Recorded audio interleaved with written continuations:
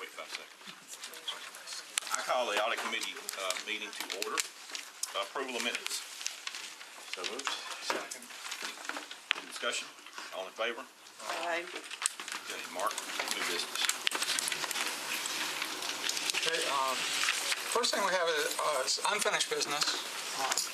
We'll take care of it. And we had Councilman Fabian Bedney had requested an audit on the diversity reporting, and I met with, you asked for me to follow up to get more details, and we had a meeting last week, and what we got is basically concerning related to, tell me if I say this wrong, the EOC 4 report, which is the local government reporting for diversity to EOC, and then in addition to that would be the diversity reports provided to the council during the budget hearings.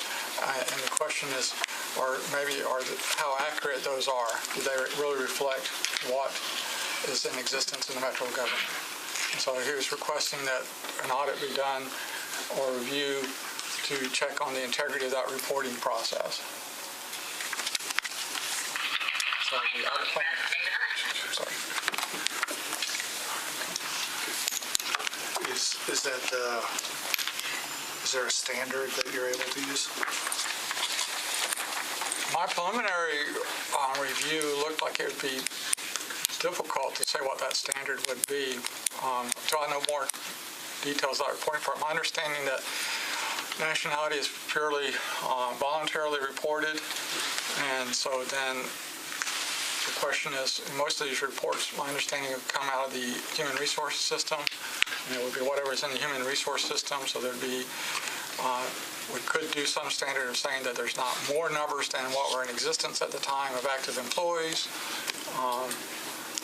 Is the request to look at the human relations, inclusivics data, or the human resources data? Well, It's on open data platform, or both? the main thing I got is the EOC reporting to the government.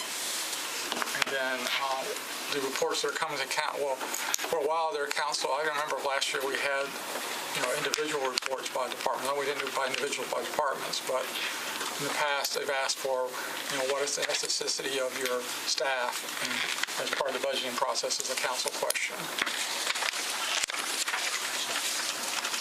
So And the goal is to help how we're going to get to that goals of diversity that we're trying to attempt. If I could ask Councilman Bedney, who is here, which I appreciate, what should we be doing? Well, thanks for letting me speak. So when I got elected, I started going into different departments. They always tell you go visit with all the departments, and I was surprised by the lack of diversity that I saw on management. And so I started a long-term effort to try to diversify, which is getting better. But I just, along the way, I work with the diversity committee that was set up by Mayor Dean, and different efforts. And in doing this, a person that I'm not going to name told me that it believed that there were discrepancies between what was reported and the actual numbers. So that was, I think, years ago, and I submitted a request for an audit, and this request, at different years, I submitted the same request, and this is the last time I submitted a request. So it may not be the case anymore, but I think it amounts to enough that we want to make sure that complaint is how accurate it might be. And the reason is, let's assume that by whatever reason one of the department heads or administration within government is misreporting the numbers, then that doesn't help us meet our diversity goals. So I think it amounts to enough to where we want to make sure that the processes that we have in place to report diversity in Metro departments is accurate. And that's why I wanted to do an audit. I wanted to request an audit on the process that we use to do that and how to ensure that the numbers are accurate. I don't know for the fact that they are accurate or not, but when somebody tells me that they are not accurate, I think it amounts to enough of a concern that we need to double check that we're doing it right. So that's why I've been asking for this audit. So is the record, source record, is that going to reside with Human Resources Department? Because I don't think that resides with Human Relations. No. Who did this inclusivics? Yeah, no, that was a response. That was kind of some anecdotal. That's an email thread you're reading that was Yeah. talking about what, it was trying to explain why I did not necessarily recommend it on the audit plan because of all the other issues related to diversity, so. I don't have a problem with doing some kind of review. I just wanted to make sure I understood which source record we were going to. The law department on what we can and cannot. I apologize. I don't know if I answered Councilmember Cooper's question. Did I answer your question? Well, I think you were headed in that direction, but go on. No, So just so I'm not that, an HR person, so I don't know how to do it right. so it's the reported versus actual numbers reported to human resource, that human resources is reporting. The Human Resources is reporting to the federal government on behalf of the Metropolitan Right. Government local report. And then in addition to that, there have been times in the time frame going back when this initial thought process that each department head had to report to the council on their council questions during the budget process. And so that was my understanding. Both of those reports felt like that people may have made it, look more favorable in hopes of getting more budget money. I mean, if it's figuring out whether report to the federal government and report to the council about the diversity statistics are accurate compared to the source data that we have, like, that should be doable. Yeah. That's what I think. You have a scope, you think? Like I said, we can, Could you if you articulate a approve the scope plan, so we can have a motion? we'll find a criteria. Do we have a motion to change the audit plan? Diversity reporting. Well, I'll make the motion, but if you don't mind, with Councilman Bedney here, let's review the scope again. I would say diversity reporting to outside parties and to the Metropolitan Council process and the integrity of that information. As to actual versus reported Where's that data anymore? diversity numbers. To the best extent that it's legally possible to accomplish. The only issue I think I have with that is that the council, within the last 3 years or so, stopped requesting that EEOC data. So the departments have not been submitting that to you for review. It's not been part of the materials submitted. So you'd be really going Back in time. back sometime, and I don't know how useful that would be. Yeah, let's pick an amount of time. Yeah. The last 2 years of complete data. Yeah, the EOC, that's only every other year that has to report to the federal government. Last on year. odd years, so it was the last, September 2017 was the last deadline. I think that's So- good. Mr. Cooper, your motion is the last two. Yes, I believe it would be the last two reporting periods, and that'll help streamline your scope.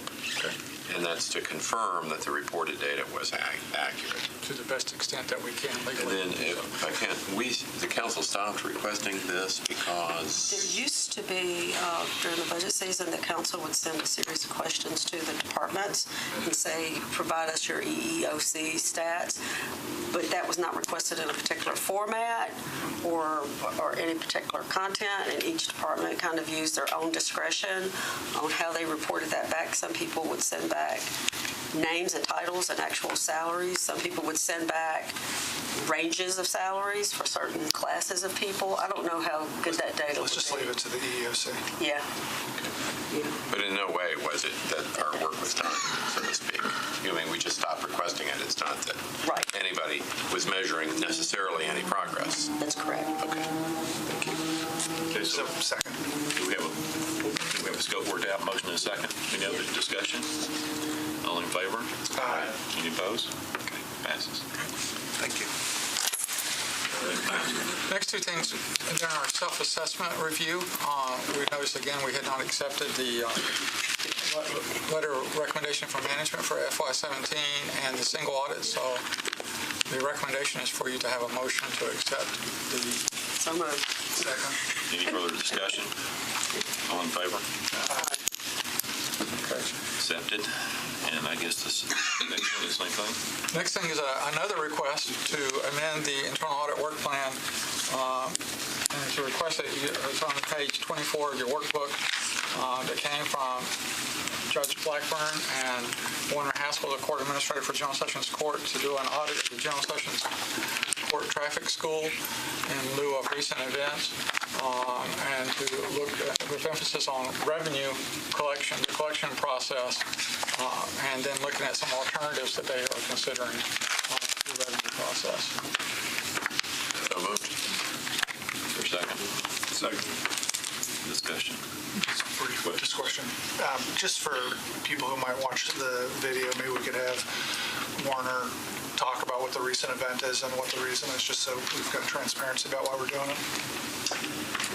We had an employee who was the principal cashier with the traffic school that had fabricated some court documents in such a way as to where fee waivers were generated, judicial fee waivers for the traffic school.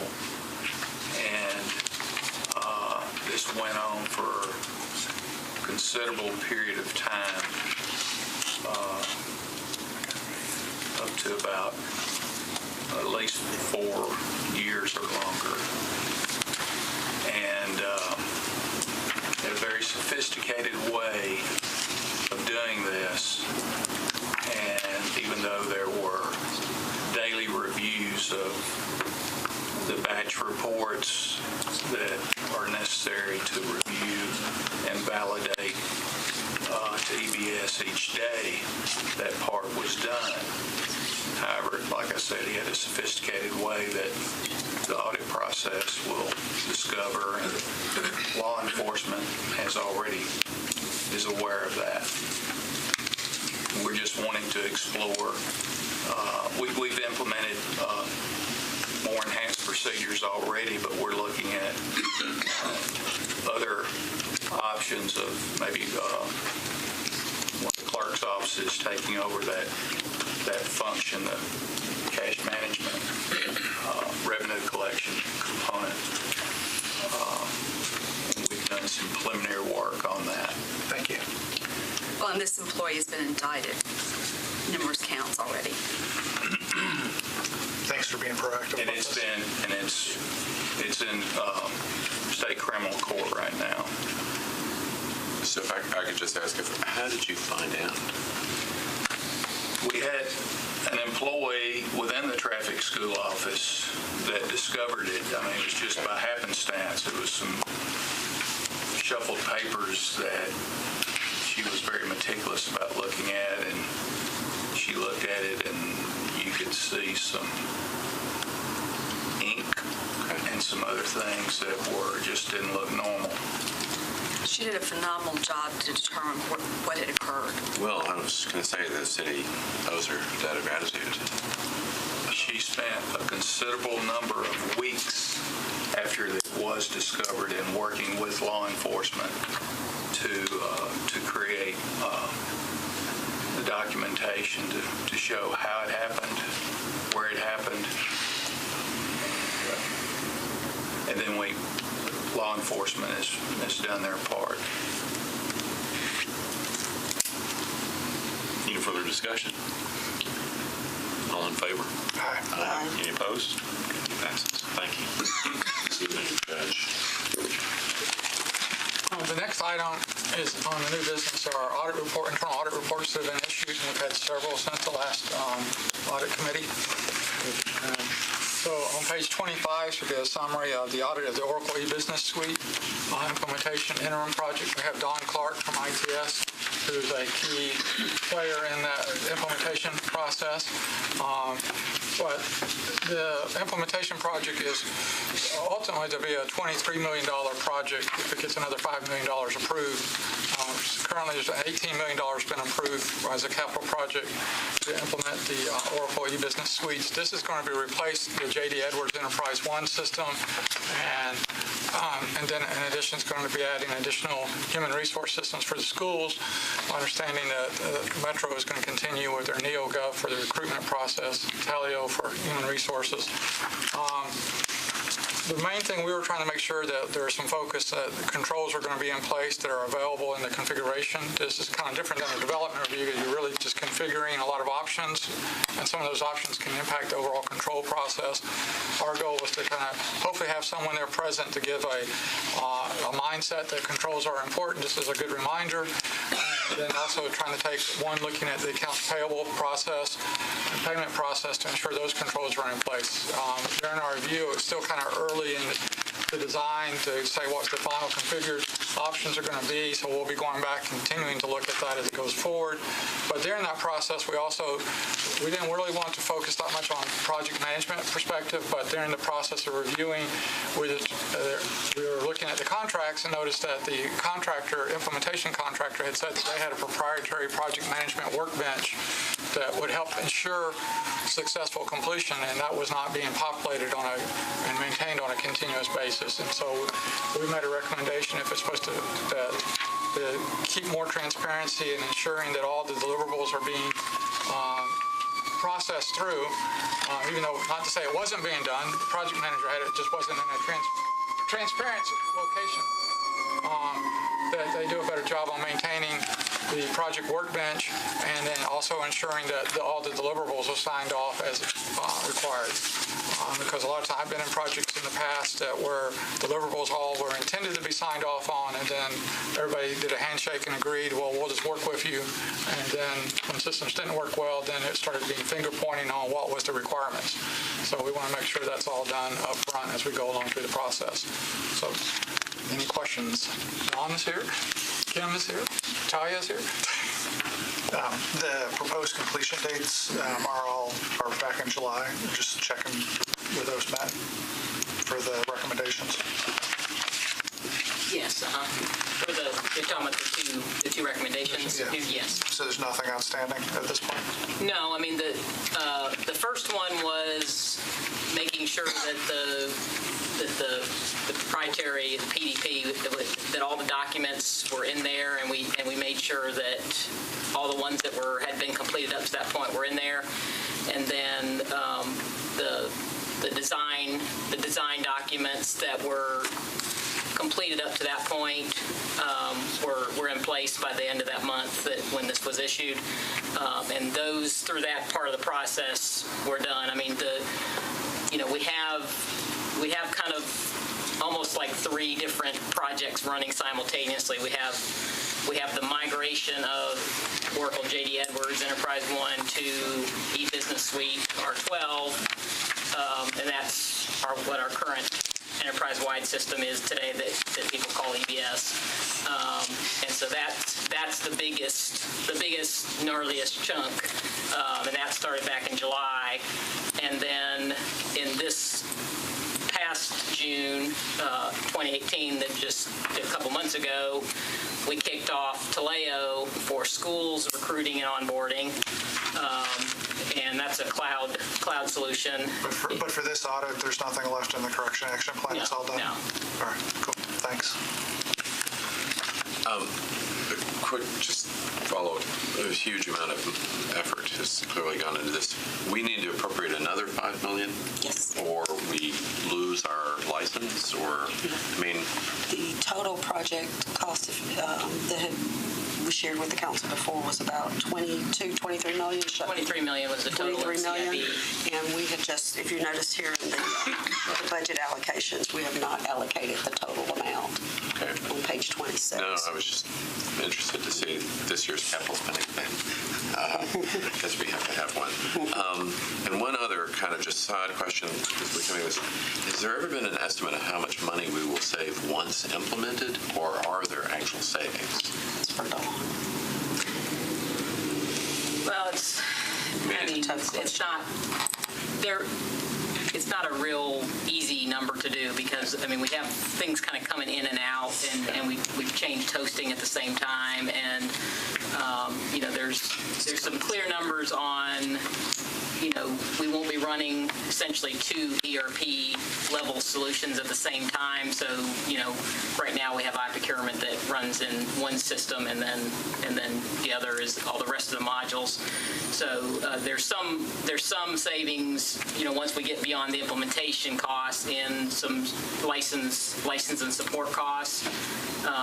But we've also picked up kind of net new functionality in some cloud solutions with learning management and succession planning and performance management, which are net new. So those kind of come in where we don't have a solution today. And then for schools, they have Apple Track and some other solutions that are being replaced by, the cloud solution. So it's a pretty complex calculation, and I'd have to redo it again after all the dust settles and because we've been evolving in what from the scope of that. So. Okay, thank you. I mean, it sounds like every other computer project. Any other questions or comments? Thank you. The next audit is the audit of the Nashville General Hospital procurement to pay process, and Seth Hatfield is going to give a debrief here. All right, so I'll be presenting our audit of Nashville General Hospital procure to pay process. It's located on pages 28 through 35 of your workbook. And tonight we have with us Dr. Joseph Webb, Chief Executive Officer, Bruce Naramore, Chief Financial Officer, and Mark Overlock, General Counsel. This audit was originally put on our audit plan because Nashville General Hospital receives a sizable subsidy from the general government. We just wanted to ensure controls were in place and functioning in the procure-to-pay process. The scope of the audit included calendar years 2016 and 2017. Payments to vendors total approximately $120 million during that time frame. The objectives for the audit were to determine if controls are in place for the procure-to-pay process, payments were supportive of the hospital's mission, payments were established by terms and pricing, and payments were made by established terms and pricing, and that goods and services were received. So the bulk of our testing is centered on gaining an understanding of the process to when a need is initially identified by the hospital to when the vendor is eventually paid. We took a random sample of invoices and we took them through the process, for testing. We determined whether bidding requirements were followed, requisitions, purchase orders, invoices, and payments were approved. Payments were supportive of the hospital's mission, and payments were made by established terms and pricing. We also looked for duplicate payments. We did a gap testing where we checked for gaps in the purchase order numbers and the payment numbers. We did some testing around the vendor master file where we looked at who was making changes to it, what those changes were. We searched for missing tax ID numbers for vendors, looked for duplicate vendors, and then also did a match between employee addresses and vendor addresses. We did some testing with segregation of duties and looked at employee access for Paragon, which is the administration and financial application used by the hospital. Just to highlight some of the observations, we found that bidding requirements were not followed on 27 out of 60 purchases. 13 of those should actually have been done through competitive sealed bids. We recommended that controls be tightened around the vendor master file. 12 employees made changes to the file during the audit period. A best practice is to generally have one employee outside of that process to maintain the vendor master file. We had 27 duplicate vendors were found. That can just increase the chance of a duplicate payment. And also 44% of vendors did not have a tax ID number listed in their file. We found employees that had both access to the procurement module and the accounts payable module, which is a segregation of duties issue within the system.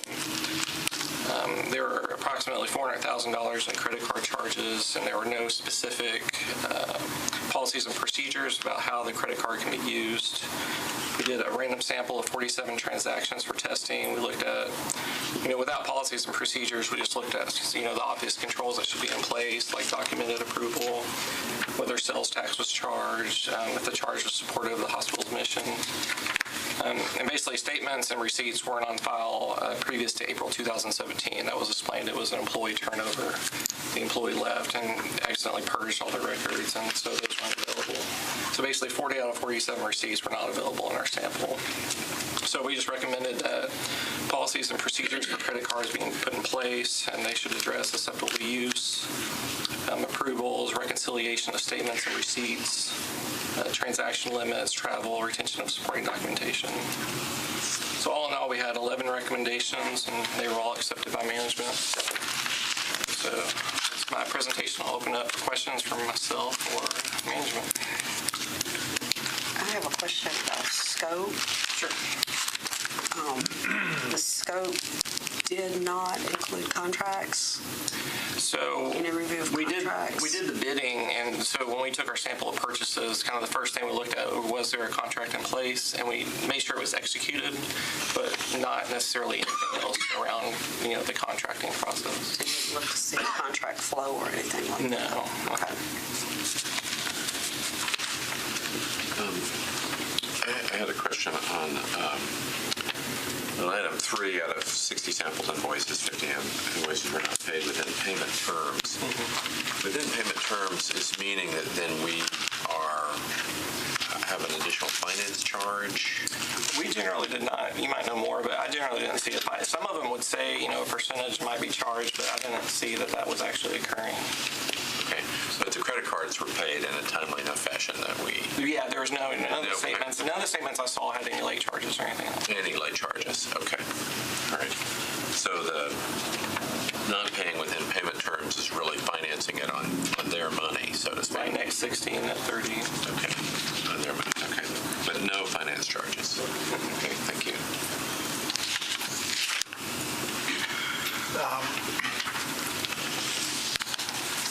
Who's the employee that left? It was an accounts payable employee that predated me arriving there.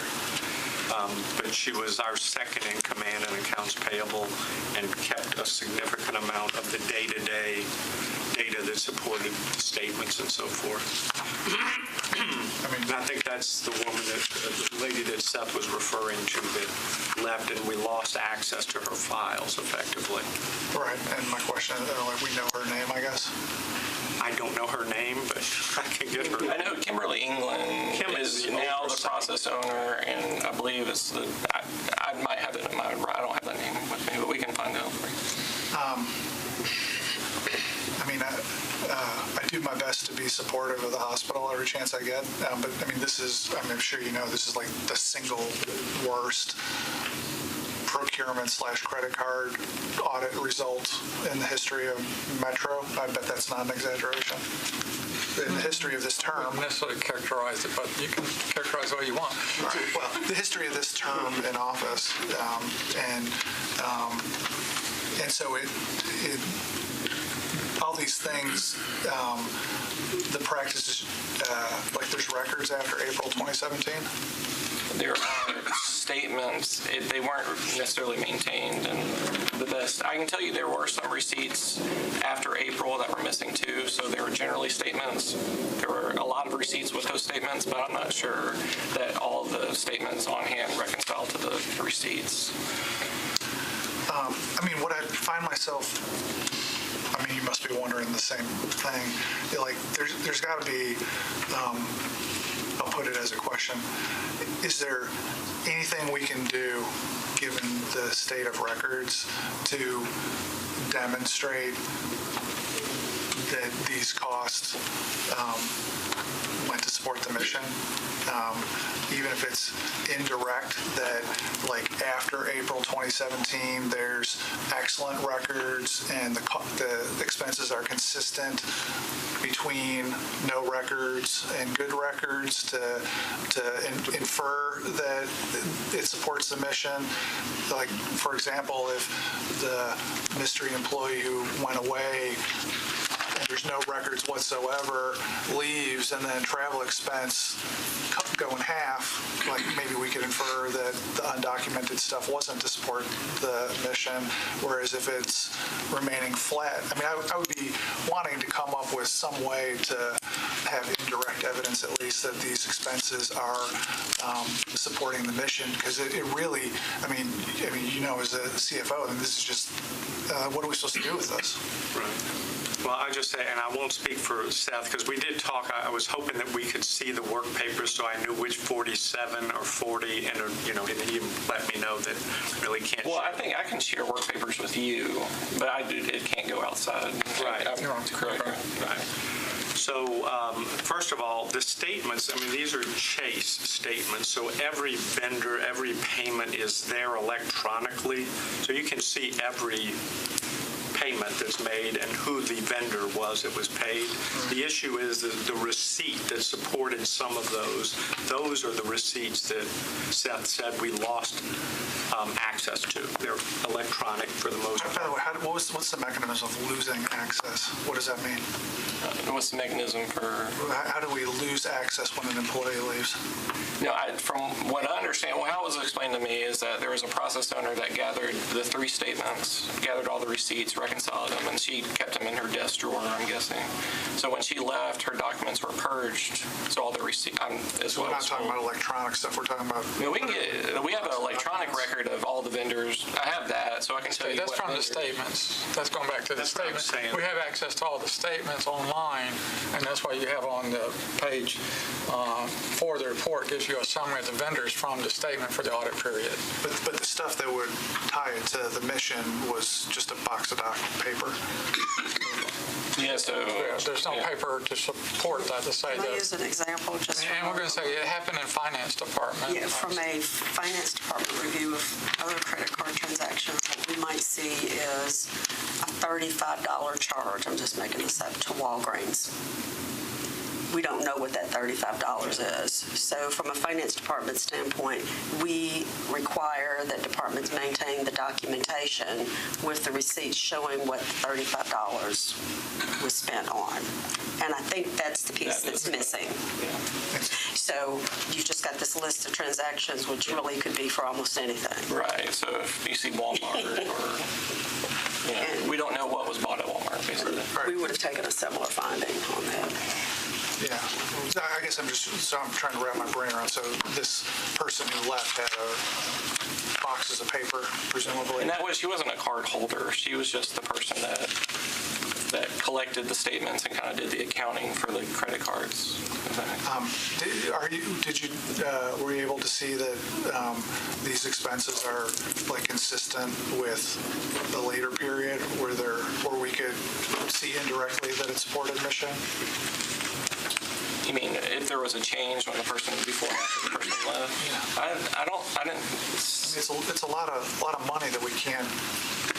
We can go back and do some more analytics. Yeah. We definitely could have gotten testimony. If somebody went on a trip, even though there wasn't, a receipt for that trip, we could, get some sort of evidence that they actually went on that trip. The thing that just strikes me is just the sheer dollar value for 3 card holders. Well, to put that in perspective too, because there were 3 card holders, but one of those was a catch-all for the entire hospital. So if someone needed something purchased on a credit card, they would go to that individual. And so that was the biggest one. Dr. Webb's, I believe his was $30,000 for the 2-year period. And then there was another one that had $230,000, that was the catch-all. And then $100,000 for the other. I think it would be helpful if there could be some work that would give taxpayers, indirect. I mean, if the direct evidence isn't available because whoever left and, the boxes are gone, okay. I mean, that's not awesome, but it is what it is. But there's, if we, collectively as management feel like the expenses were normal and in normal amounts, and so nothing really to see here, then let's document why that's the case, if that's possible. Is that doable? If you want us to, I don't know how to, you could have a motion to open the audit back up, or send an amended report, or just do something that's specific for that purpose. I mean, I'm open to suggestions between you guys and Bruce, but or the hospital could do it. Well, I would just say, I would love for somebody to come look, because once I sort of got the handle on this, every Chase statement has to be signed off by me. Kim puts them all together now, so I feel very comfortable, since we've sort of late, early 18 calendar year and going forward. So I think it's good. I think that your point is, can we go back and sort of ratify that those expenses didn't move in that time period significantly? I actually think they went down, because I did look at that, not for the purposes that you're talking about, but just to see ratably some of the food expenses, some of the things that we did back in 16, because we didn't really have a food service department. So in order to cover meetings with our physicians, we had to bring food in from outside. We're doing more of that in-house now. So some things are going down because we have more capabilities than we did. But, there's 40,000 there out of the 400 that's travel. Travel requires a form which tells you the reason for the travel, who's doing it, and for what purpose. And I don't know that they looked at that per se, but that's there for every person's travel, including Dr. Webb's. Travel's a good example, because I'm sure as CFO you've been there long enough now where you've got to feel whether that burn rate for travel feels right Discretionary, or so not. it's always high on my list. I'm sure you got to feel whether it sounds right or not, and just getting, rather than leaving this audit report of, there's just no documentation. I think some sort of getting the indirect evidence of why the expenses seem reasonable would be a good thing to do. But that's just me. Maybe this can be covered in an extended management response, Maybe that'd be. That's your. Let's do that, and then we can take up the extended management response the next meeting. Seth, what is the record retention policy on that? Just for I don't think they follow ours. I think it's up to the hospital to determine that period. The general government, we have a record retention for all of government, but the hospital, it's up to them to determine. I would think at least 3 years, if not more. I've got a couple more questions. Okay. I want to talk about A1.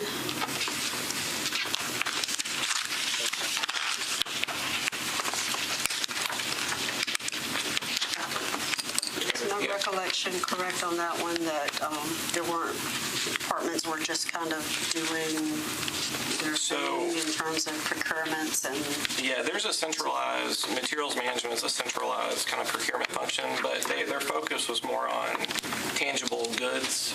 And so once you got into services, that's where I kind of saw the trend where, bidding wasn't taking place. And from what Bruce tells me, that department's going to take more of a role in the service kind of department too, to make sure that bidding requirements are followed. But yeah, from my understanding, after being out there, it was a little bit lax in that there wasn't really a centralized procurement function looking over and see what the departments were doing. Do you all have, a chief procurement officer? We do. He's currently the material manager, and I think what Seth is alluding to is that he tended to deal with supplies and medicines and things of that variety rather than professional services or construction, and that's where we've changed that. And so now every net new item or service is going through materials management through Tom to sort of start the process and start that so that we can get to sort of a rational bidding service on a go-forward basis. We don't have all those pieces, parts in the policy yet, and we're sort of looking at both the school board and Metro policy just to craft something that works for the hospital. They're both back there behind you. I know they're here. Okay. We didn't steal it. I think Seth might have shared it with you. Yeah. And I don't know who this next question goes to. I don't know if this is you, Dr. Webb, but or to Mr. Swan, the letter that the committee got regarding the audit. Can I ask a question about that? Sure. Really, the question I think is for you, Mark. I think I'm looking at the sentence about the audit revealed several operational and financial successes. Out of this list of items, your scope of your review didn't include all of these, did it? It did not. It just. Okay, I just want to make sure that in terms of your scope and what you looked We at. didn't look at revenue collection or receivables and all that stuff, so. So what did you look at on this list here? Well, we did look at the group purchasing organization agreement license, number Okay. 3. And then the other items would be the paragraphs related to the credit cards and the $210 million total procurement. The Okay. 2 paragraphs after number 5. So I didn't know maybe if you all wanted to respond to that at all. I'm not sure. You're talking about the second page? Yeah, I'm just looking at on the first page, it just says that the audit revealed several operational and financial successes. So my question to Mark was, did your review cover these other areas that are listed? This must be a different letter. The only thing I did was print it. This came out this morning. I got it this morning. It was sent to the audit committee. What is it? During the same period. You got it? Yeah. So I think the phrase is during the same time period. Oh, I see what you're saying. I'm sorry, Talia. I was looking on the second page. Okay. Got it. No, right. And the audit did not unveil those, and I tried to highlight that on the second page where it says during the time period of the review that we did make these operational improvements in the hospital. I think there was 2 versions. It was not, yeah, there were 2, but I'll just say this is the old language on the first one. So I meant to pull that out. I know, that's a good point. Do you think I have the wrong version? No. I think that this first page had the prior view, and I corrected it, and that's why the second page says we made some advances during the 2 years that were being studied. I didn't mean to suggest that Seth or any of his folks reviewed our revenue cycle operation or any of those items. Right. I don't remember getting this letter. Neither. How about could we modify I got it. Yesterday at 5:40. He was waiting on me this morning when I walked in. Am I on that In the audit. I don't think so. There was there was a letter sent to Talia and the non-council members on the committee, and then there was a request to a letter to the council office to distribute to all council members. No, so we haven't seen it. So hopefully we get the one that's the right one. I'm just saying, this is what, it was not intended to suggest, and that is misleading, not intentionally, it's not intended to suggest that Seth's team was auditing our revenue cycle or these other improvements that we made. But during the same time period that was covered, we had made some of those improvements, and we just did not want those to be. Well, it looks like there's time to make sure it's the right version because we didn't get it yet. Okay. So I don't think it's gone. So just for clarification purposes, it reads during the same time period of the procurement audit, we are pleased to report several operational and financial successes. So it references the same time period as opposed to that it was a result There's in the audit. So we'll make sure you get this. There's definitely different versions because Talia's version doesn't say that. Yeah, you probably got the same version that I have that says the audit. We'll make sure you get this. Okay. Anything else? So the sales tax exemption number, the B2, if we had had the sales tax exemption number, how much money would we have saved? It was minimal, the sales tax, yeah. It was mainly if someone went to Walmart, you know, they should have showed a tax exemption to get that savings, but it was not a nominal amount. Completely nominal, because that would only be applying, we do it pretty well for the other stuff that we pay. Yeah, it's just miscellaneous purchases. But not on the credit card miscellaneous purchases.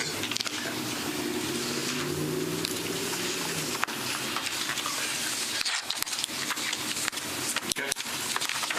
Thank you. Thanks. Thank you. All right. You want to stretch?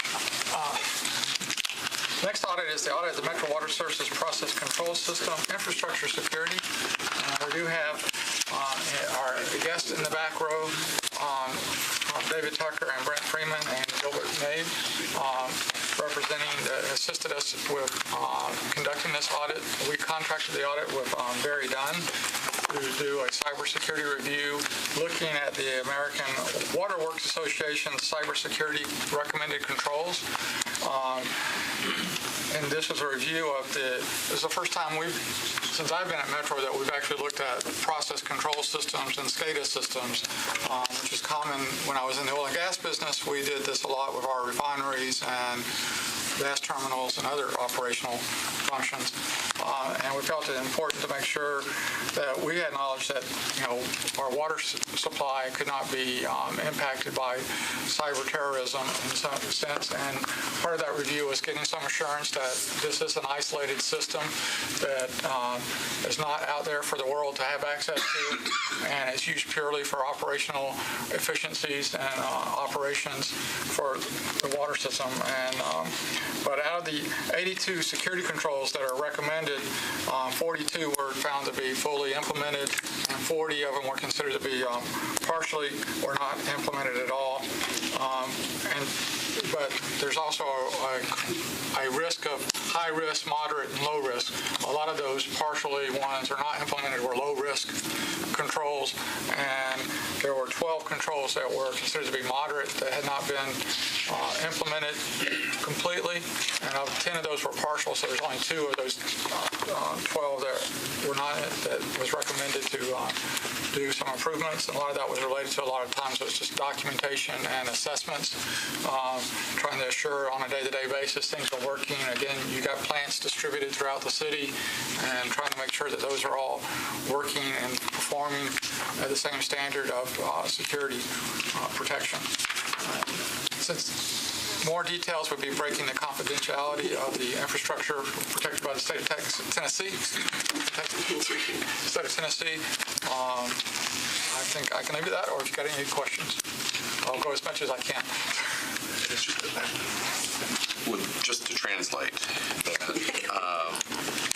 we did pretty well on our grade in making sure that a malicious hacker does not disrupt our water supply. Is that what you're saying? That's even if the hacker could get to the systems, but the systems are not, you'd have to physically be on site to get access to it. So your risk is lowered completely. I can give you an example. When I used to do refineries, we had a process control vendor who had a sandbox test system at one of our refineries that was just for development. However, it was on the grid, on the network, and I could sit in my Houston office and go to the Louisiana refinery, and then it had additional access to all the production process control systems and supervisory control systems, which was easy for me. So once you put yourself on the network, you have to make sure all your production boxes, all your test boxes, all your sandboxes are hardened. So a lot of our is offline. And we're in a great, we've got air gap, so that's... Okay. So from the water, I feel, before doing this audit, I did not have any idea what our position was. Now that we've done the audit, I feel a lot more comfortable there. And this is, like, I'm the only one who's seen the actual... Right. I just gave the public report to the rest. It's not CGIS protected, but they could see it, but I just figured I'd follow the same protocol. My only comment is, and I guess everybody else doesn't get to see it, but the methodology for figuring out risk is I would love to migrate us eventually, and I know it's in like your long-term wish list, but being able to grade risk and seeing it on every report the way this one identifies specific risk and why it's high, medium, or low risk is a thing that we should continue to aspire to. Okay. But these are industry standards that puts the low. The risk factors were really Barry Dunn's assessment, so it's their personal assessment. The controls are the American Water Works recommended controls for a water installation. So, good. I like that. Any other questions?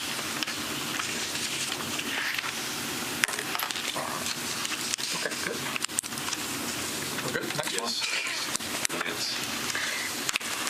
audit is the Department of Finance Procurement Division, and we have the purchasing agent, Michelle Lane, here.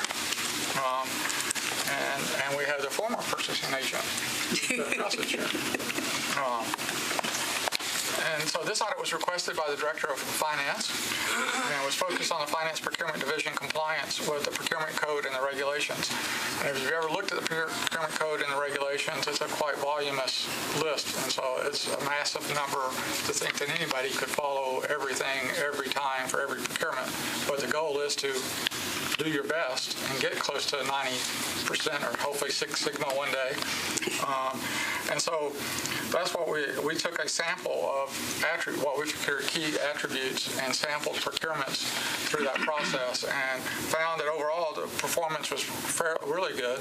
Overall, there were a couple areas that needed improvement, and some of the areas that we felt like could be improved were mainly trying to say, what is your system control to ensure that you're compliant? Like the Office of Internal Audit has to follow Yellow Book and has a peer review and self-assessment, and we have checklists and how-to guides. In the past, procurement has primarily just used the code, regulations, and the law, and the regulations and the code as their guide, which makes a common sense, but sometimes you need to have some interpretation to help say to be consistently applying that. And so we recommended more of a how-to guide be provided and how to document, make sure all the documentation is all in the same place. Through that period, there was also a period where iProcurement was coming in, and so the place for documenting everything was not always in the same place, and sometimes was left in individual buyers' inboxes. So there's a quite extensive review trying to find all the related documentation on some of the procurements to ensure, but eventually they were found from the great majority of them. And so we recommended that the how-to guide, that they set a goal of how much they, and do self-assessments through that process. Continue, I know in the past, the office had been very well certified in professional associations and certifications. So I know one of the goals is to have to be a certified government buying office through the different professional bodies. And then in addition to that, we did some analysis of the spend and made a recommendation that the metropolitan government increase the bidding limit to the maximum allowed by the state of Tennessee code, which is currently $25,000. Our publicly advertised solicitation and bidding is $10,000 today. If we move it to $25,000, it would decrease the workload for the procurement purchasing agents, but still purchasing would still be involved in all the large 98, close to, based on historic trends, would be 98% to 99% of the total spend for the government. And so we believe that it would make the government more efficient. That would also raise all the other levels. You may be concerned, but it would make it more efficient that people didn't have to go bid for $2,000 procurement and collection. So that was one of the recommendations. And what else? And I'll leave it at that. If you got any questions, you read the report. It's an old report, too. Okay. Questions? I've got one. I can have more if you want one. I'm looking at the page 4 of the actual audit report. Under sole source purchases, it says there was one $600,000 item not submitted to the Metropolitan Council. What was that item? I'll have to come back and tell you the exact. Just got it. It was a contract with a company by the name of Barra, which was one of our investment contracts, so it was a consulting contract. Investment for? I'm sorry? What kind of advice did they give? My recall is that it was some type of quantification, consulting work for our treasury. That'd be for the pension board. Some benchmarking data that they were doing for us. Does our new Oracle system help in this area as far as procurement? definitely. It would help by the interfacing of combining the payables and the purchases. Now it's kind of a batch interface where it's all going to be integrated. It will help. And the other one of the recommendations we had was to put more emphasis on issuing purchase orders to have a better spend history overall. But you got some vendors like NES may not necessarily have a purchase order, but we're recommending that you could have some blanket or internal purchase orders even, so that at least you can capture all that spend. But that's management's decision on that. And so I know as part of the Oracle implementation, they were trying to look at how could we identify specific vendors that we may have to require always have a purchase order. And then when the invoice shows up, and if you don't have a purchase order, you're going to have to do one of those UPR type things. So Michelle has something to offer. We may not know enough. The $600,000 sole source non-bid contract, that's because it came from the Pension Investment Committee that they requested that? No. And can they do that? No, that's not. Michelle, It did not come from the Pension Investment Committee. It was a fee-for-service, consulting contract that did not fall under that specific element of the procurement code and regulations. It was an approved sole source, and based upon the regulations and the code specifically, anything in excess of $250,000 that is sole sourced has to be approved by the Metropolitan Council. So, well, I'm trying to figure out how it fell between the cracks, because it is a service for investing in public securities. yeah, I'm not clear, of course, and I hate to give this answer, but it really is the answer. It predates me. Okay. But, I'm not clear exactly how it fell through the cracks, but we did do a review based upon the spending against the contract. We were advised by legal to consider it a new procurement, and based upon the existing needs, it then fell below the value that was required to go to council. Oh, because part of it had been paid. It had already been expended. And the advice that we received from legal was that it would not be appropriate to go back and retroactively sign, because we would have had to sign the contract again, et cetera. It wouldn't be appropriate or legal to do that. The user of the data is fundamentally sort of a separate entity, investing the pension money. So that's just why, what are the rules for them? Even picking financial advisors is a question. Why don't we just have Michelle send you The specific that contract contract information. for the Yeah. committee's information, just so you'll have it. That's not one. I don't think that's one, Michelle, that went through the investment committee, is it? No. That's not an investment committee. Michelle, were you going to offer any more on the efficiencies of I'm sorry. the e-business suite and? I think as it relates to the R12 installation, implementation, whatever we call it, it's going to increase tremendously business analytics for us. So currently what happens is there are nightly feeds of procurement data to the accounting system. Having both of those systems, interfacing seamlessly will provide us with real-time information, and it will also increase the level of business analytics that we have today. So if we wanted to know, actual spend on contract and different things, we could get to it, but we'd have to do a lot of digging. This will create an efficiency for us in the procurement process. And as it relates to, the purchase order use by departments related to iProcurement, we'll have an opportunity now using this, new integrated, platform, if you will, or system, along with the how-to manual that Mr. Swan mentioned, to really instruct departments and help them understand the need to be spending, or not spending, but using the iProcurement system and the purchase order methodology to effectuate their payments as opposed to voucher payments that he mentioned.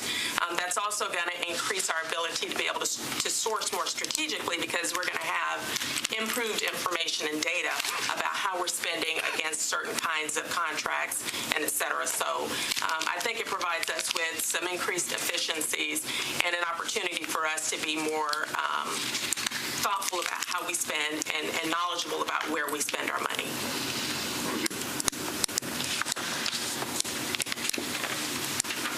Okay, thank you.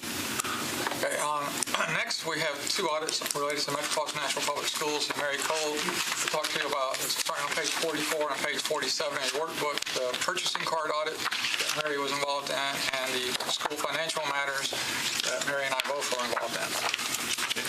Hello. Well, my first audit is the Metro Nashville Public Schools Purchasing Card Program. We have two people from MNPS tonight, Jeff Gossage, the Director of Purchasing, Brian Hull, the Director of School Improvement, and we thank all of MNPS for their cooperation in the audit. Why we did the audit? We did this audit because this office has not previously audited the purchasing card activity at MNPS. Our time scope was July 1, 2015 through September 30th, 2017. There were 55 card holders, 12,935 transactions, totaling about $6.1 million. Our objective was to determine if the Metro Nashville Public Schools management expectations for the use of the purchasing cards were being practiced by the purchasing card holders. The management's expectations were communicated in the three policies listed in the report. We found generally the Metro Nashville Public Schools has policies in place, and they are implementing the purchasing card policies effectively. We noted 3 observations on procedures, 1 observation on the monthly reconciliation processes, 1 observation on revising the approval route for the Director of Schools for his travel, and 1 observation on the lack of a document management system, because they also have boxes of paper for their reconciliation process. All 4 of our recommendations for these were accepted. Do you have questions? The 3 recommendations, 2 of them have got completion dates that are passed. 1 of them is in a couple weeks. Do you know whether those completion dates have been met? On the 3 that are recommended, I'm assuming you're talking about A1, A2, and B1? Correct. On those, the first part being the transactions complying with policy is being monitored on a daily basis. That's not something that's had to be changed a whole lot. The review of the purchasing card program policy and procedures is in play. We're actually working through that with the goal of having everything in place by October 1. Our policies were changed across the board by the board of school board. And so we're having to come back underneath that and rebuild all procedures. So this is what we're highlighting since we had a date set on it. Revise the approved date route for the director. That took place, I guess, within a month of the first discussions on that, and that now is requiring the chairman or chairperson of the board to approve his travel. Thank you. So, Jeff, thank you for being here. I have a sidebar question. How do you budget something like this? You give 55 people a card to charge on, everyone acting independently. How do they know that one of them doesn't spend all of it that was budgeted? Well, they're spending the budget that they have. Oh, each one is capped? Well, the department has a budget for which they're spending money, and they have to stay within that budget and at the line level, at the object code level. So if you're buying something, you're going to have to manage it within that amount. Otherwise... But how would the 55 know the overall cap? How would... So you have 55 cardholders, and you're thinking that they're going to spend $6 million. How do you know that the 55 end up spending $6 million because it's all uncoordinated, isn't it? I mean, you got 55 people with cards, each of whom can go buy stuff with that card. So, in theory, you could blow that budget very easily by, 40 of them all deciding to buy the same thing on that day. Theoretically, you could. This is the same procedure they have downtown. The card is given to an individual, and they have their own budget that is the managing oversight. So if they overspend that. So each of the 55 has a cap, so to speak. They're not on an individual card. They have a cap on their budget line items. This is just another management of payment. Okay. So it's a little bit different than the hospital, where you do have a problem of knowing probably how much you're going to spend. Right? If you've got 3 cards out there and one at a time, people come and say, we're doing this. And I don't think it's different. I mean, if I've got a budget of $1 million for a year and a credit card is one way of paying it or an AP check is another way of paying it, I still have to manage under that $1 million, and I think that's probably what. So, but even though we've had this purchasing card program, we have stayed within budget for that Absolutely. program. These are only for the very small supplemental charges that we're not seeing. If there are $1 million purchases, I think somebody's going to be spending some time in Chris's office explaining that one. Okay. But this method of buying stuff doesn't lead to budget overages necessarily. Okay. I have a question. On page 45, we have the list of these 5 major vendors. Yeah. Do these vendors pay rebates or give discounts based on certain levels of use? And if so, are those audited? We did not audit specifically for rebates, but they do give rebates sometimes. Some of the suppliers do. We use what is called a cooperative contracts. And some of those, one in particular, the buy board, gives a rebate, but they give it to the State Department of Education. They do not give it to us. So the rebates are realized, but they're not coming straight to the school board. What about Southwest Airlines? The card is in the entity's name, and do they provide any kind of There's no benefit to the user? We have the lowest transaction price possible. Right, we don't do a rebate on those. Okay. So we don't get miles? We do not get miles. Miles can only be granted if they're booked at the person's level, not at the corporation's level. Something I would love to see you change. Okay, I got a question now. Okay, you guys have P cards and not credit cards? We have P cards. Okay.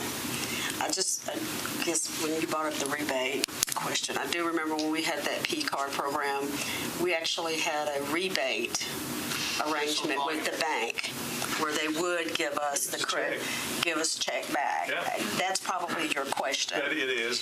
And not necessarily these credits back from vendors. You're talking about the credit Yeah, card kind of process. two types. So We do that's not where I have think that. your question was.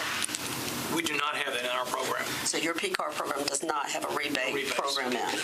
Because the rebates are based on trying to increase the usage, and we would like to decrease the usage. You mean decrease the usage of these cards?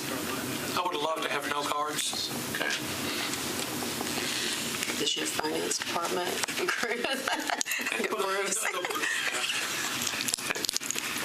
Well, but a 1% bank back is 60. It used to be a lot of money for Metro when we had P cards. Yeah. Any questions on that one? Next one. Okay. Then my second audit is the audit of the Metro Nashville Public Schools financial matters. Why we did this audit was requested by the Metropolitan Nashville Board of Education, the board chair and the vice chair and one councilman. The request was to describe and determine several items related to expenditures and budget comparisons.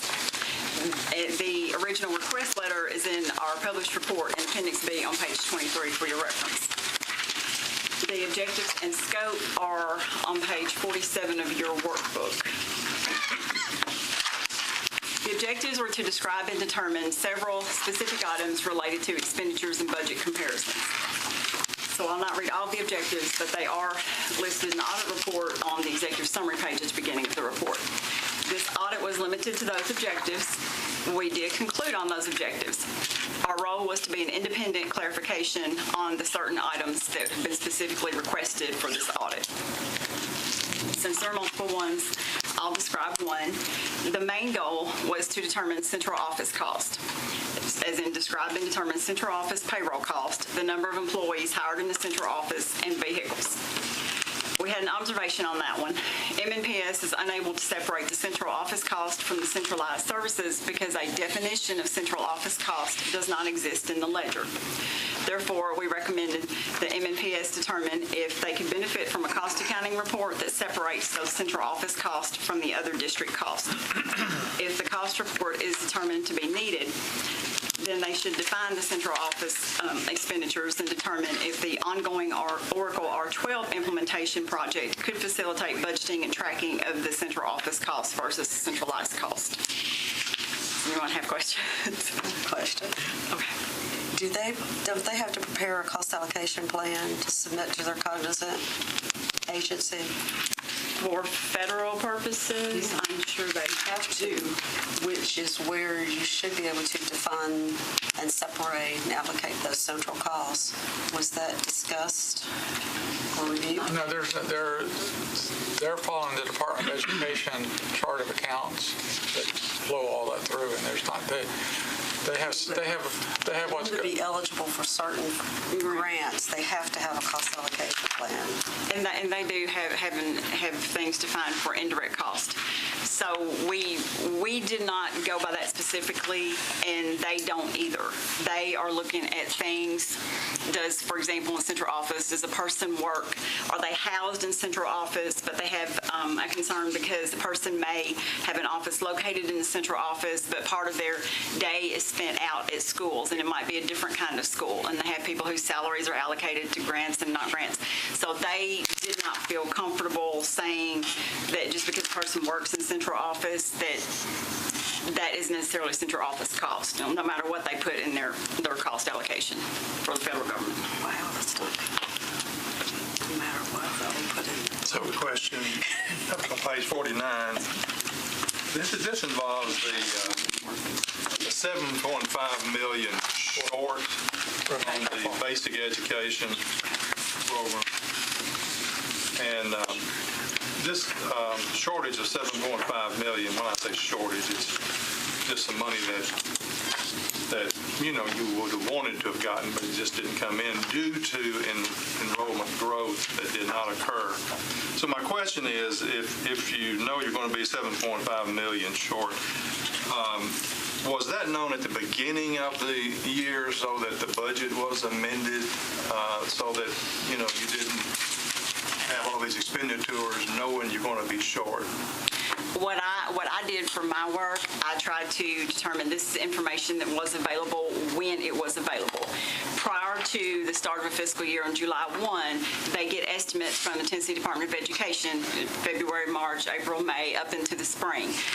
At the same time, they're going before the mayor and doing different things in their budget process all at the same time.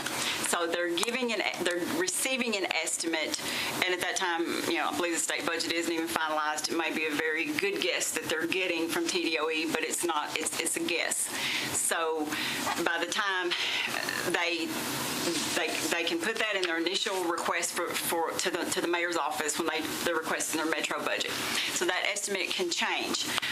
All of that BEP money, not all the $7.5 million, but those estimates are based on prior year enrollment. That you already know it, you don't have to wonder about it. There was maybe about $2.5 million received less based on that. The bulk of that $7.5 million is because they had budgeted for $5 million of growth funds when they were first telling Metro, this is what we think our budget's going to be. That's where the bulk of that $7.5 million is, which is based on current school year enrollment. And from management's perspective, they could see that enrollment could increase, even if enrollment started out low at the beginning of the year, because sometimes there are students who don't come right away, they don't live here, they move here, things like that. So enrollment can increase throughout the school year, and in that state BEP calculation, the later months of the school year are weighted more heavily in the determination of your enrollment. So that's kind of what management's thought process was, my understanding. They weren't ready to say, well, we need to make a drastic decision right now because we're going to wait and see what enrollment does. So that's like saying if the students don't come in the fall, you think more are going to come in January. Or on up closer to January. Well, I wonder if statistics prove that to be true. I mean, I don't know. I would think if they're not there in the fall, there's a good likelihood it's going to be down in spring. I mean, I don't know. It's just, And then too, like I said, they're working with estimates from TDOE, and well, not up in the fall, up till about July. Up until July, everything that they receive is an estimate, and those estimates could change. So if they make a drastic decision and they make it too early, then that could have one set of consequences. If they didn't and made it later, then that had a different set of consequences. Did you all reach an opinion about the range of times when they reasonably should have been aware? I wrote on that one as far as when management should have known. To me, I saw that as an internal management decision because I thought about everything they said. It could have gone this way or it could have gone that way. So that would indicate a range. What's the range that you think is reasonable? Okay, I'm sorry, repeat. Range of dates I and argue months. on the last more final estimate was January 2018, 6 months into the year. And that would have been early January, then you have to absorb it and react. So, to me, it should have been sometime in February, and if I remember right, they were notifying people making in March, or first week of March. So, maybe it could have been a board meeting before, but, there's that eternal absorbing what's happened and what are we going to do. So, and in my mind, so does that mean if something happens this year, I'm not going to know until March? I don't know if they budgeted. You don't have to answer. We did not budget for growth funds this year. Okay, that's good to know. I did not know. And just to put some reference to it, the first estimate that we received for the BEP was in April of 2017. By May of that same year, it had gone down by $4.6 million. These are the estimates from TDOE. It continued to fluctuate. The final number that we received in January of 2018 was $3.1 million higher than the one we received in July of 2017. So there is significant fluctuation around those numbers, and that's all included. So the bottom line thing that people want to know is it reasonable to have not figured it out till March? And I'm hearing the answer is it's a management discretionary call. I'm asking for the other end of the range. When's the earliest possible time that it would have been management could have reasonably figured it out? Using management discretion.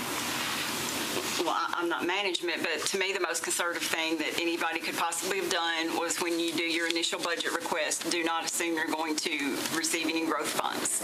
To me, that would be the most possibly conservative earliest date when you make your first decision about it. That would be the earliest. If they made the growth projection that they did, what's the earliest that you could conceivably imagine that they could exercise their discretion to make the decision of, oh, gee, we're not going to make it? 40-day calendar. And we were aware that things were trending down, but as Mary stated, the enrollment typically does grow throughout the year. And the other challenge is that about 88% of our budget is tied up in employee costs. So to say that we're suddenly going to make a huge reduction in October or November is a difficult thing to do. Right, but I mean, that cuts in favor of raising your hand in October, not praying that kids fall from the sky into the schools, right?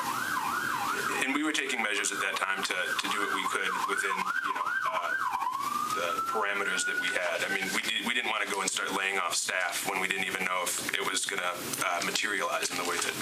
Right, but I'm not arguing getting rid of staff. I'm saying raising hand to people that fund you to say, oh, gee, it looks like we're not going to make it.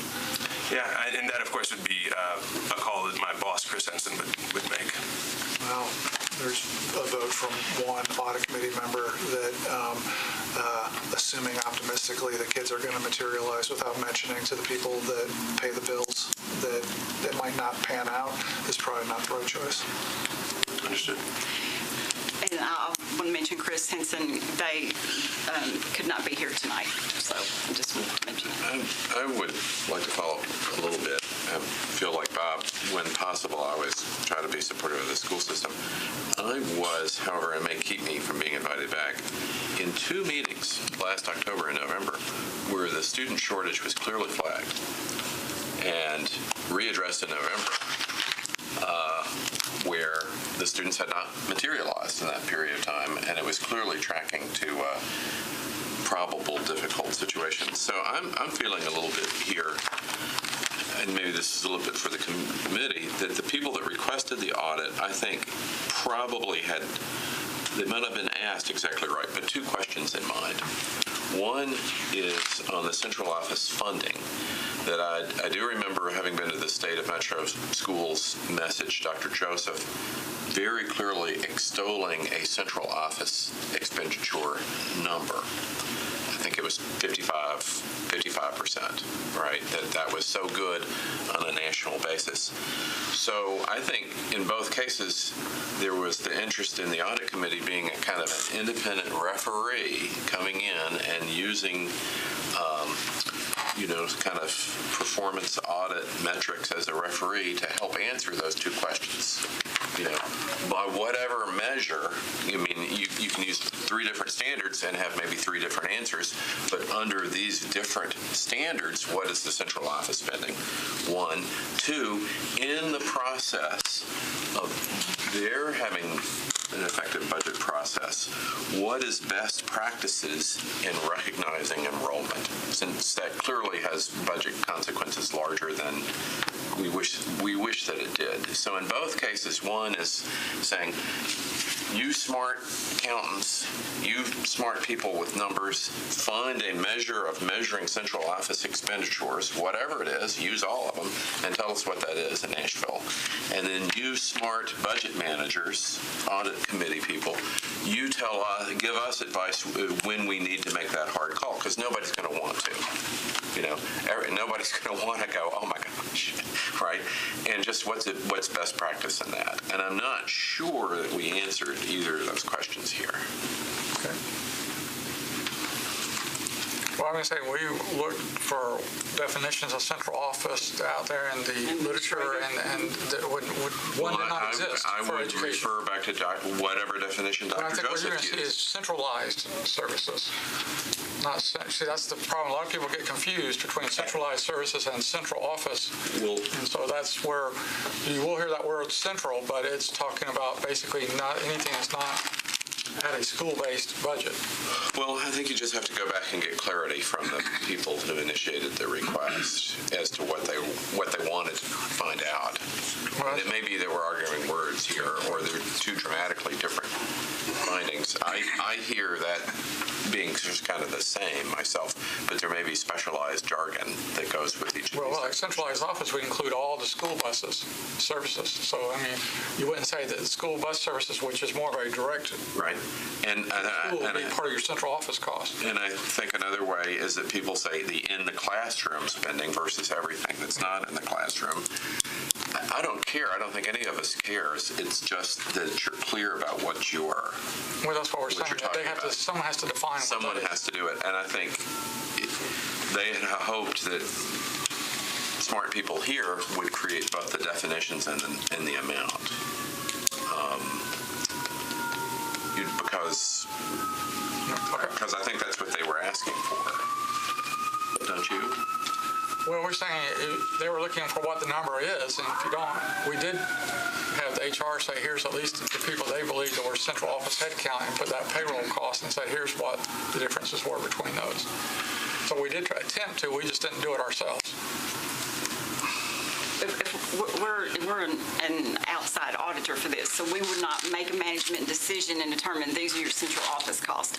We would ask them for what their procedures and what their recommendation is, and we did not necessarily find any definition that said this is the standard of what central office cost represents. So it wouldn't be really prudent, I don't think, for our office to say, well, this is what your central office costs are. We're going to make a definition for you. And you're saying this was an unanswerable question. Basically, yes. So you got into this and you asked a question that you couldn't answer. So you should have stopped the audit on the second day. Well, there were several other questions that they had. For that one particular objective that discusses central office cost about the payroll and that, we did give that some consideration, but we wanted to make the best effort that we could on giving them at least some answer instead of just saying we cannot determine this. Okay.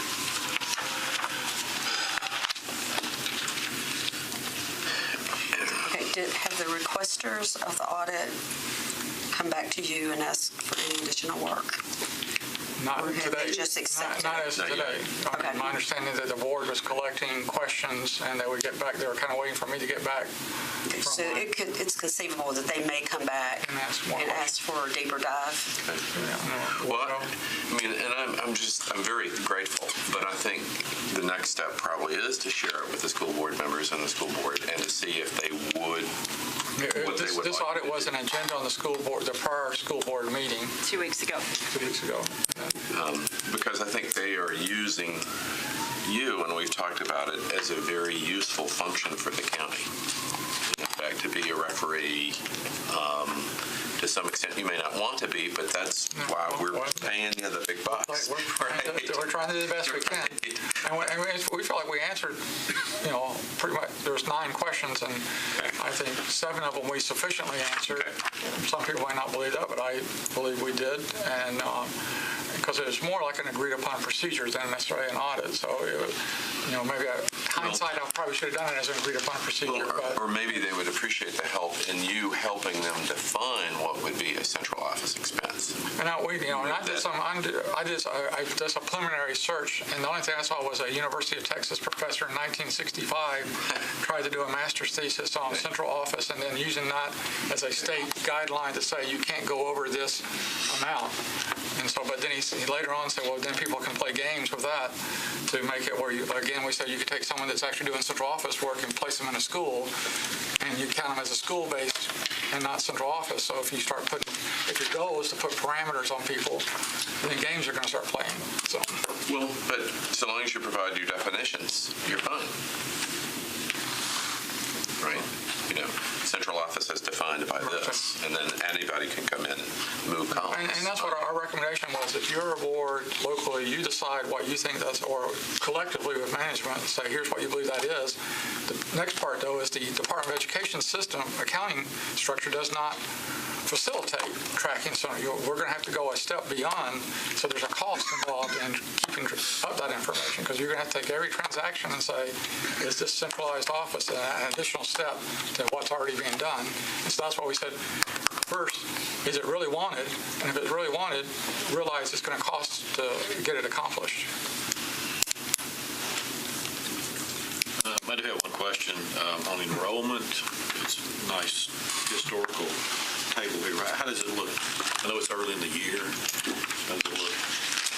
We're looking pretty close to projected enrollment at this point. So the current will be above the 17, 18? No, I believe they projected us to be about 1,400 students below where we were at this point last year, but the actual enrollment is coming in very close to what they projected for this year. Any other questions? Okay, thank you, Mary.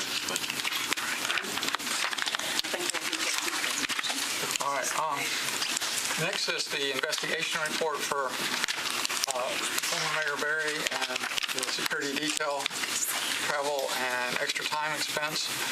I think you all have, hopefully you all received a copy of that report. I'll just leave it there. If you have any questions, I'll be happy to answer.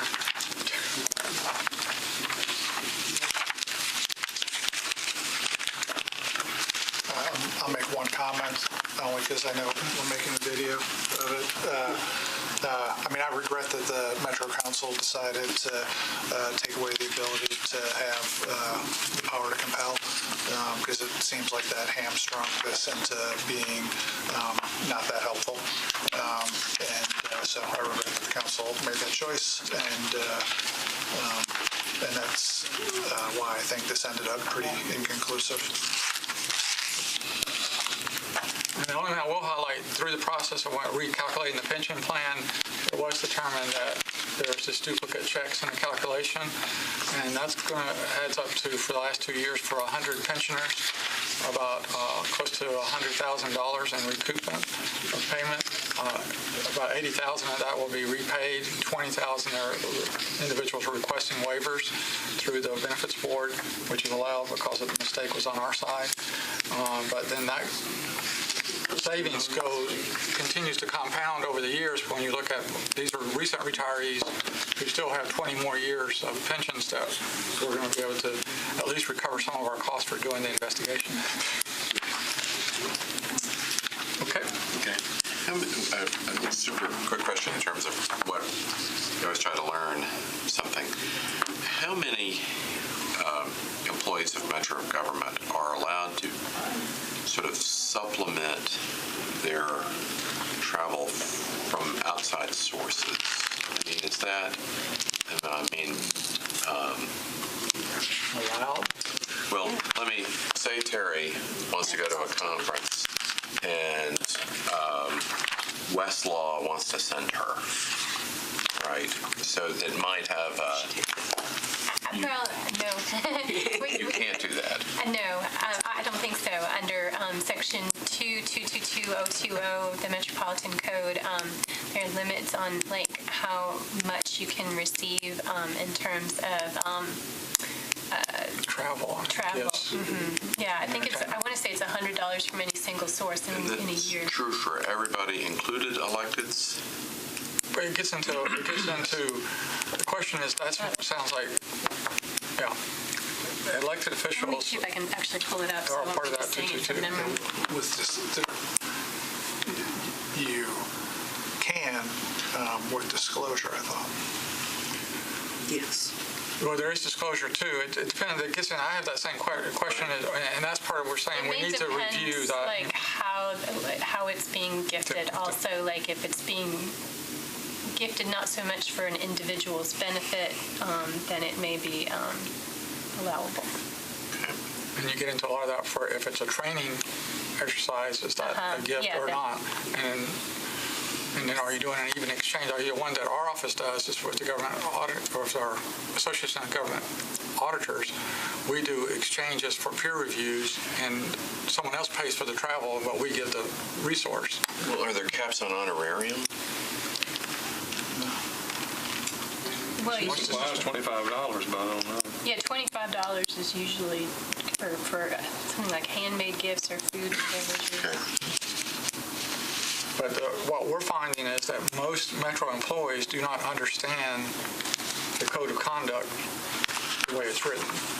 And so we, as part of the recommendation we had for the mayor, is to have a better handbook with illustrations when you have situations, what do you do in the situation when you're invited to go to a training course, or, I routinely get invites by different organizations to say, can you come up to Chicago or do this? We'll pay for 2 days of travel so you can meet with XYZ vendors.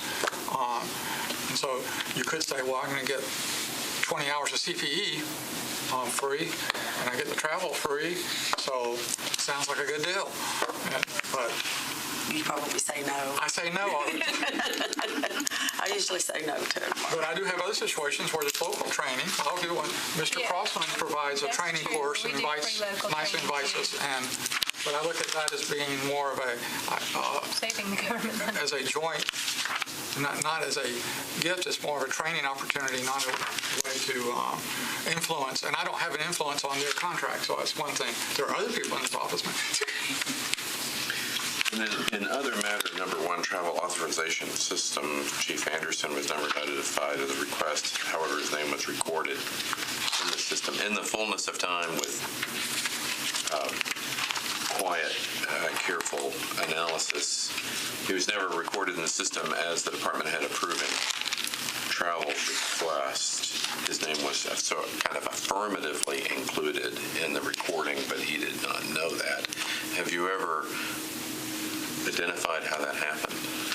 Well, we saw the code where it could the way the code was logically, ITS reviewed the code, and then we went through and reviewed the code and independently verified that, and through tests that that's that the code made that happen. It wasn't just in that situation where a department head is approving, that is also the approver. So by entering one field, it automatically filled in another field, so to speak? Well, the idea was that you would not be reporting, a supervisor would not be in your chain of command. You wouldn't be crossing departments. And so what happened here, the mayor's office was, the security detail was, their supervisor was given to be the chief of staff, and the chief of staff was flagged as a department head, and the department head, but prior to that, when you first make your request, it says, it looks up, based on the HR records, who's your department head? In this case, Chief Anderson's your department head, and it populates the system tables as Chief Anderson being the department head, and then when the department head approves it, it assumes, when the supervisor approves it, who is a department head, it assumes that you approve both of them. But then the system, when it prints it out, it says, only on the printout does it say it was Chief Anderson as the department head. And in the tables, it does in the tables too. Yeah. If I could just add that this travel system is almost archaic. It was developed in-house during the Purcell administration, and it was our first attempt at workflow, which was kind of a new technology at the time, and the travel system is being replaced by R12. So we're going to go to a modern travel system. By this Oracle product? Yeah. Correct. Yes. I guess one question I had, looking at standards of conduct, and I'm not familiar with that specifically, but I assume something in the standards of conduct addresses relationships between a superior and a subordinate. Does something address that specifically? In the Code of Law standard of conduct, no, except for the appearance issue. But each department can have their own additional standards of conduct. And in this case, the police department did have what they call related party, or what was it, significant relationship or something like that. Close relationship policy. Is there something in civil service rules? Civil service says you can't, it talks about a relationship, not a family, it doesn't talk about a close relationship, it just talks about an actual, I would say, legal relationship, family, immediate and extended family. So the police went on to say, they talk about immediate family and extended family, but also close relationship. Related to each other. Was there a management letter? Was there a management response? No. One of those that disappeared. We haven't done that in the past for investigation reports. It's just the information is for management to decide what they would like to do or not do.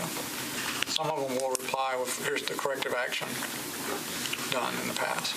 I would like to make a motion to have the audit committee ask the mayor's office for a corrective action plan. Is there a second? That will go for all the recommendations? Yeah. Okay. Any discussion? Good motion. All right, all in favor? Aye. Opposed? Any further questions on this audit report? The audit recommendation follow-up status, which looks to be extensive. How do you want to handle this? Is it FYI thing or? Yeah, I think we're running out of time, so I would say we had pretty good cooperation. Out of the 23 entities, 19 reported back, and so the information is there. The one that I did get in addition that was not, I just got it yesterday, is the general services on fleet management and fuel. So a lot of those were were completed in there, except for the fuel. I say the fleet management ones were completed. The fuel is still outstanding. Can I ask just to make sure I understand how to interpret it? So like looking at page 65, where it's got the estimated date in the darker box of 6/30, I interpret that as not completed by the estimated date. Page 65. Yeah, that was the original date that they put in on the report, and then if there's a date on the side, they've requested a revised date. So on page 65, where like the top one, where it says 6/30 and there's no revised date, that's a blown deadline? Yes. Okay. Well, yeah, but that's another one that they have. The sheriff's office has contacted me and said that they were planning to have a response to me by next week. Okay. And so I'm accustomed to other scenarios, to other audit committees, to where there's blown deadlines. I don't mean deadlines that didn't get achieved, I guess is a nicer way of saying it, that there's some explanation that we get. I mean, do we get an explanation at some point? They usually just will put a revised date. There is usually something they're saying. There's some rationale the budget wasn't there, or we're expecting that we didn't get the budget to do so it's declined, or the system. So there is usually some kind of explanation. I just didn't print it on here. So I mean, this is better than it was a couple of years ago. I can print that out. Just kind of figure it on one page. I mean, I continue to be interested in making sure that there's some administrative blowback for not making it through deadlines. If there's a good explanation that we didn't get appropriated the money, that's cool. If we didn't feel like it, then it should be our business to get on. And I should also say, we are still in the process of the short-term rentals. We're doing a follow-up on that. That wasn't requested because we are actively doing on-site follow-up. I mean, I guess my request would be, and I don't think it has to be a motion, if there are items in here where it's not an appropriation issue, it's not a good reason, it's just, we're not doing it. If you could bring that to our attention, I think that would be helpful. Okay. Yeah, I think having your opinion on reasonable delays or one thing, or not. So okay. I agree with this. Now, also, on page 62, there's some dates that are 11 years out. Okay, that's the occupational health and safety. That's the occupational health and safety that you had earlier in the year, or last year's report, and that's where the goal was to move, in this budget cycle, to move it to the Human Resource Department. That did not occur, and so the Health Department's not going to reply to any of these. I mean, the Human Resources is not going to reply because it's not their responsibility, and the Law Department's saying, we're not doing anything until we give it away to the Human Resources Department. And so this is a place where ultimately having some heat sensitivity about the significance of the risk, I think would help this committee. And I know that's a major evolutionary step forward, but whether this was like green, low risk, low there are some arguments that there shouldn't be anything here that's not high risk. I'm not saying it's low or high risk. I'm just saying an extended day like in that. My presentation, it's really not I was going to highlight that in my presentation, but here in 11 years. So that's all. Okay. Sure. Any Are you sure? He seems pretty sure. I'm sorry. He's been on this committee a long time. Okay, any other questions on the list? Okay.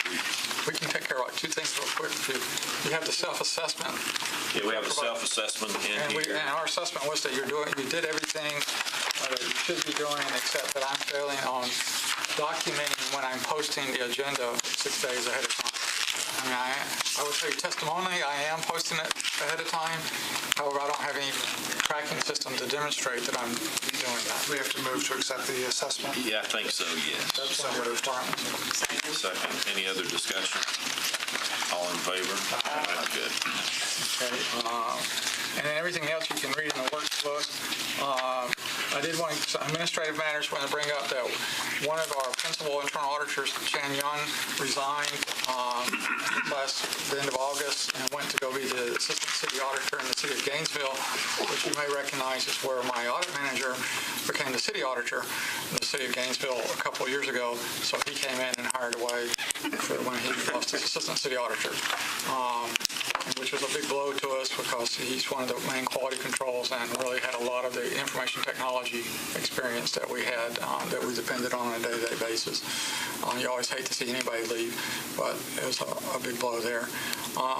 And then the only other administrative matter I just want to bring forward is that the Metropolitan government does provide to all the employees a paid family leave, and I'm requesting to potentially take advantage of that as an additional benefit due to my father's, he has a terminal illness, just wanted to bring that to attention.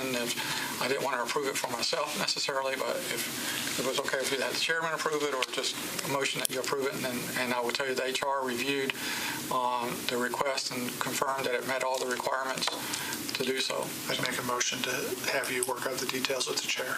Okay, and my goal is just to be intermittent, not to be gone a continuous period, I'm trying to go every other weekend, so just to add, instead of me using my vacation days every Friday going down there.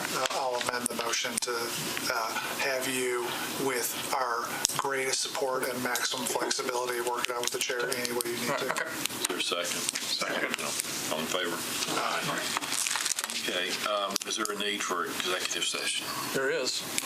Wow. But not for me. It's part of your requirement. We wanted to report us. Okay, well, wait a minute. Is there a motion to adjourn the public meeting? Yes. So Yes. All in favor? Aye. Okay, we're adjourned. That's right? Yes, and now you need a motion to go into executive session.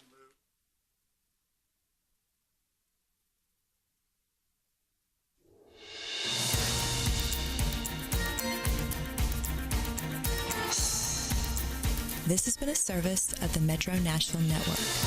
If you would like to see this presentation again, or for more information about this and other programs, visit nashville.gov.